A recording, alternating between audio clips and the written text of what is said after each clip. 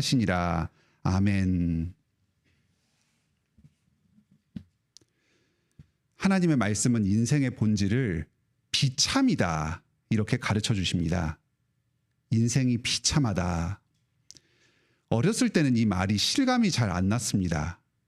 뭐가 그렇게 비참한가? 나이를 한 살씩 먹어가면서 이 말의 의미를 조금씩 실감하게 됩니다. 인생의 문제들이 참 버겁게 느껴지고 사람의 힘으로는 감당이 잘 안 된다 하는 생각이 듭니다. 최근에 우리 교회에서는 많은 어려움을 겪었습니다. 그리고 이 자리에 함께 계신 우리 선생님들도 개인적으로 또 가정에서 많은 어려움들을 겪으신 걸 알고 있습니다. 집 문제로 어려움을 겪으면서 이사를 최근에 하신 분들이 계십니다. 말로 다 할 수 없는 그런 큰 슬픔을 겪은 가정도 계십니다. 남편의 건강 문제, 또 직장 문제 때문에 가족 전체가 고민하는 그런 가정도 있습니다. 최근에는 자녀들이 점점 자라면서 부모 손을 조금씩 벗어나기 시작해서 그걸로 또 많은 어려움을 겪고 있습니다. 비참이 있고 우리 힘으로는 감당하기 어려운 일들이 있습니다. 이런 문제를 두고 씨름할 때는 부모도 친구도 아무리 가까운 사람이라도 나를 도울 수가 없고 결국 이 인생의 문제를 내가 해결해 나가야 하는구나 하는 외로움이 들기도 합니다. 어떤 경우에는 가장 가까운 배우자라도 도움이 안 될 때가 있습니다. 이럴 때 나의 도움은 어디서 옵니까? 나의 도움은 천지를 지으신 여호와에게서로다. 이 비참하고 외로운 인생길을 주님께서 우리의 친구가 되시며 우리와 동행하십니다. 우리를 도우십니다. 누가복음 12장 4절입니다. 내가 너희의 친구다. 세상 누구도 무엇도 두려워하지 말아라. 내가 너희를 지킨다. 특히 오늘 본문에서는 예수님께서 우리의 기도를 들으시며 이 비참한 인생길을 동행하십니다. 참된 친구 예수님께서 우리 기도를 들으실 때 우리의 기도 생활은 어떻게 달라집니까? 오늘 말씀에서 중요한 두 가지 교훈을 듣겠습니다. 첫째로 참된 친구 예수님을 의지해서 끈질기게 기도합시다. 둘째로 참된 친구 예수님을 의지해서 하나님을 아버지라고 부르면서 성령님을 받읍시다. 오늘 말씀을 통해서 예수님을 의지해서 기도에 더욱 힘쓰시고 이를 통해서 인생의 여러 문제에 대해 해결을 얻는 그런 복된 시간이 되기를 바랍니다. 예수님께서 나의 친구 되셔서 내 기도를 도우신다면 나는 어떻게 기도해야 할까요? 예수님을 신뢰하면서 끈질기게 기도합시다.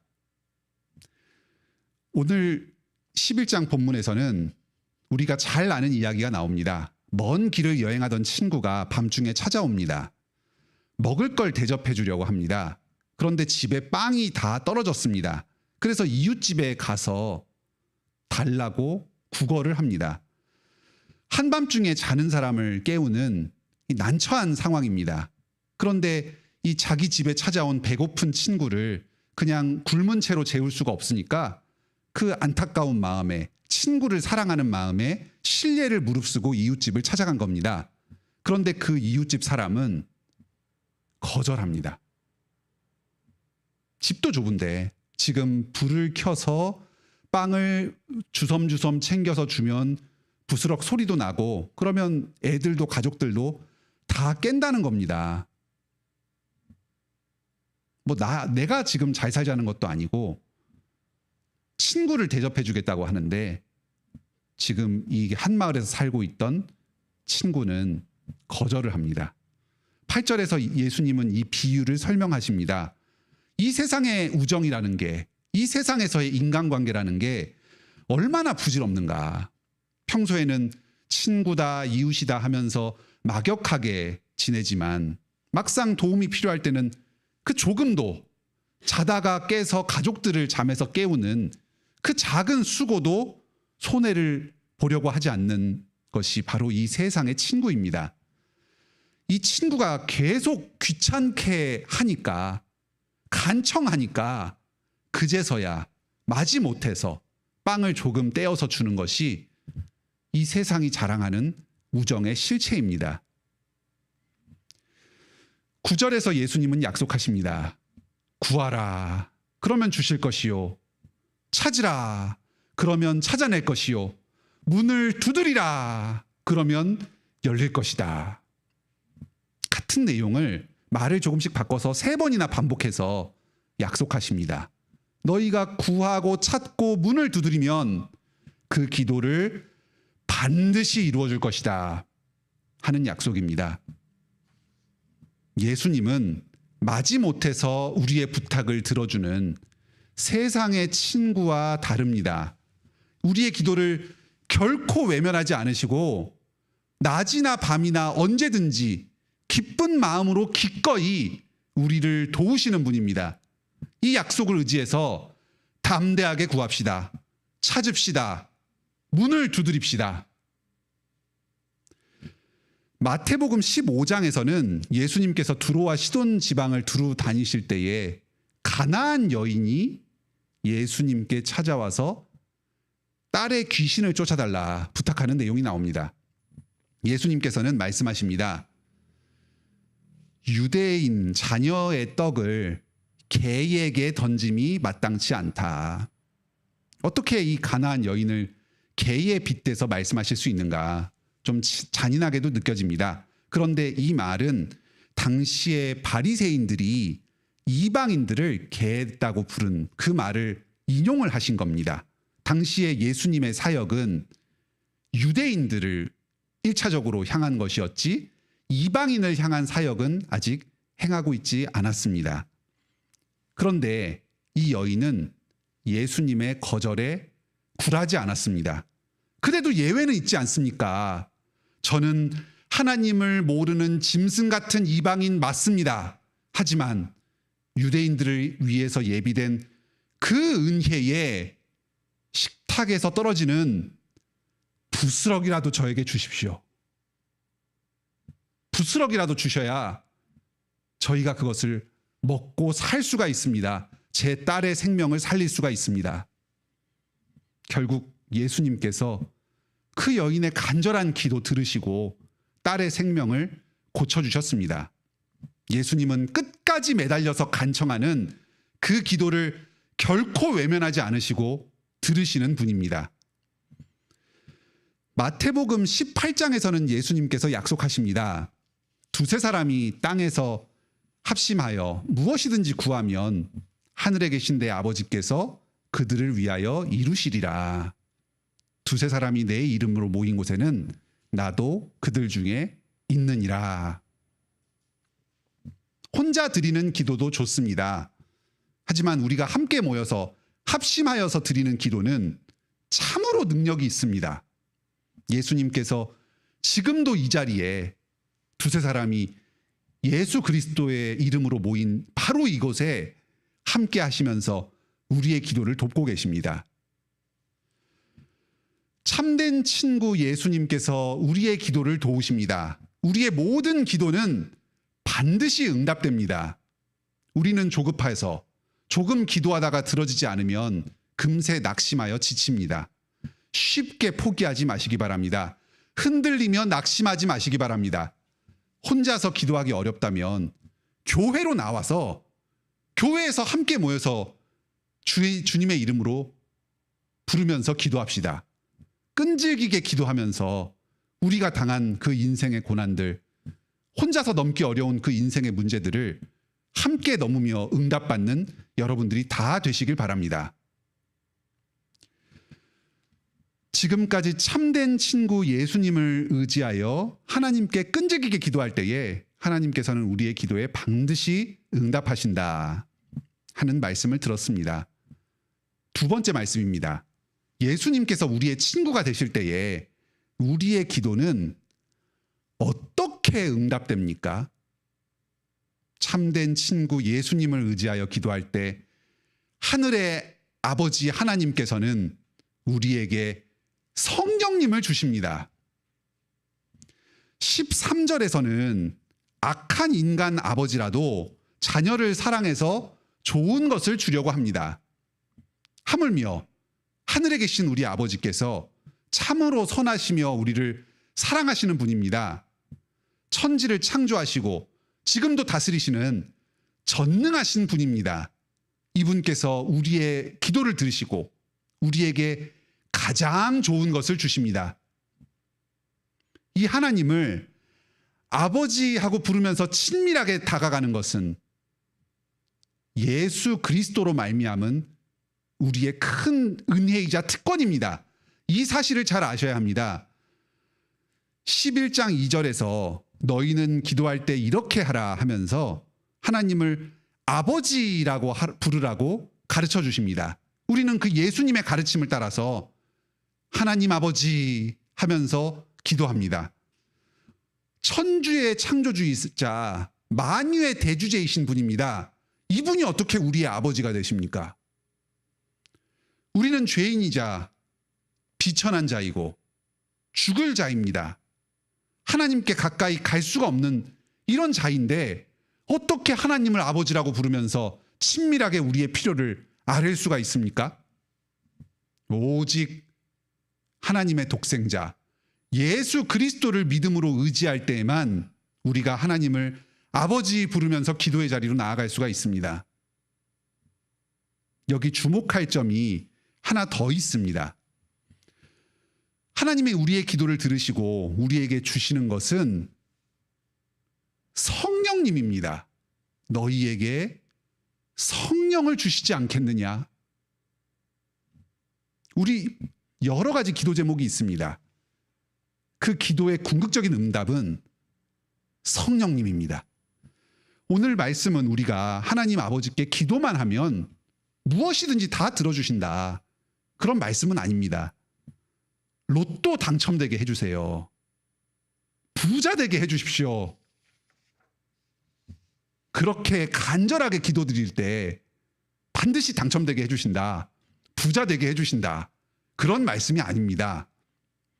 오늘 본문은 너희는 기도할 때 이렇게 하라 하면서 주기도문을 가르쳐 주시고 그 다음에 바로 이어서 나오는 말씀입니다.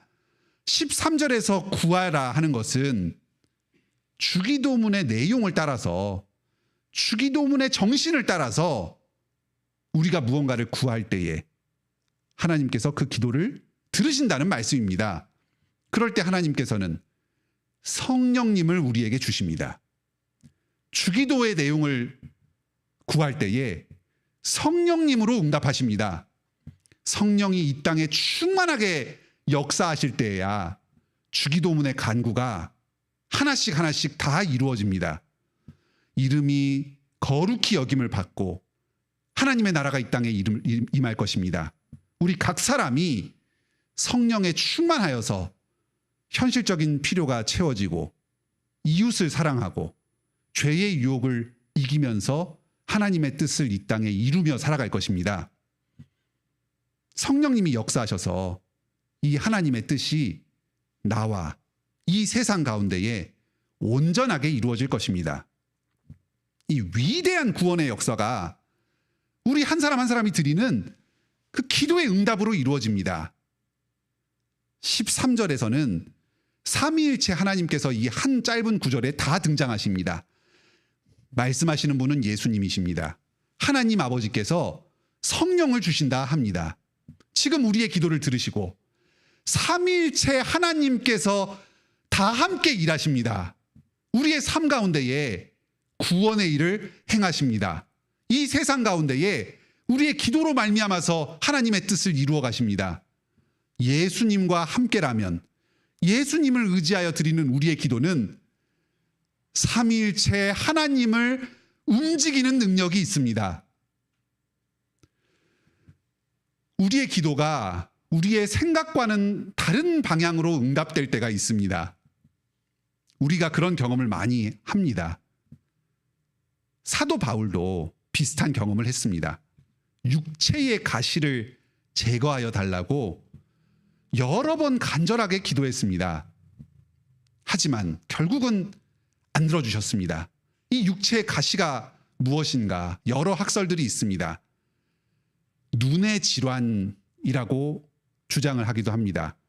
말이 심각하게 어눌해서 복음 사역을 제대로 전하지 못하는 것이라고 하기도 합니다. 다리를 전다는 의견도 있고 간질과 같은 심각한 뇌 질환이라는 설도 있습니다. 어쨌든 이 사도 바울의 사역에 큰 장애가 되는 이 사탄의 가시라고까지 불리던 이 육체의 가시를 제거해달라 3번이나 간구했습니다. 자기의 유익을 위한 것도 아니고 복음 전파와 하나님 나라 사역을 위해서 제거해달라고 한 것인데 이것을 결국은 안 들어주셨습니다. 하지만 바울 사도의 이 기도가 결코 헛된 것은 아니었습니다. 내 은혜가 너에게 족하다. 나의 능력은 약한 데서 강하여짐이라. 이 은혜의 진리를 깨닫고 큰 기쁨이 찾아왔습니다.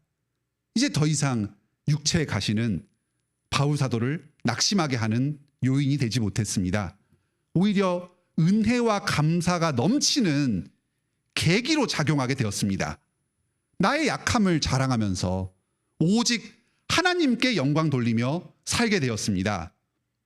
나의 생각과 다를지라도 기도를 들으시고 성령의 충만함을 주시고 믿음으로 담대하게 현실적인 어려움을 넘어서 나아갈 수 있도록 힘을 주십니다. 기도의 응답은 반드시 이루어집니다. 예수님께서는 지금도 우리의 친구가 되셔서 우리를 위해서 기도하고 계십니다. 히브리서 7장 25절입니다. 그러므로 자기를 힘입어 하나님께 나아가는 자들을 온전히 구원하실 수 있으니 이는 그가 항상 살아계셔서 그들을 위해 간구하심이라. 예수님의 이 기도 덕분에 우리는 하나님을 아버지라고 부르면서 성령님의 은혜를 풍성하게 누리며 살아갑니다. 우리의 기도는 부족합니다. 하지만 예수 그리스도를 의지하여 드릴 때 예수님께서 우리의 기도를 도우시기 때문에 하나님 나라가 우리의 기도를 통하여 이 땅에 임합니다. 내 삶 가운데 성령님의 충만함, 임재가 임합니다. 예수님을 의지해서 기도의 힘심으로써 삼위일체 하나님의 구원의 은혜를 풍성하게 누리시는 여러분들 다 되시길 바랍니다. 말씀을 맺겠습니다. 여러분, 참된 친구 되시는 예수님을 의지하여 기도합시다. 첫째, 어떻게 기도합니까? 예수님을 의지할 때 우리는 끈질기게 기도합니다. 둘째로 그 기도의 응답은 무엇입니까? 하나님 아버지께서 성령님을 우리에게 주십니다. 이 비참한 인생 가운데 우리의 도움은 오직 예수님을 의지하여 기도하는 데서 나옵니다.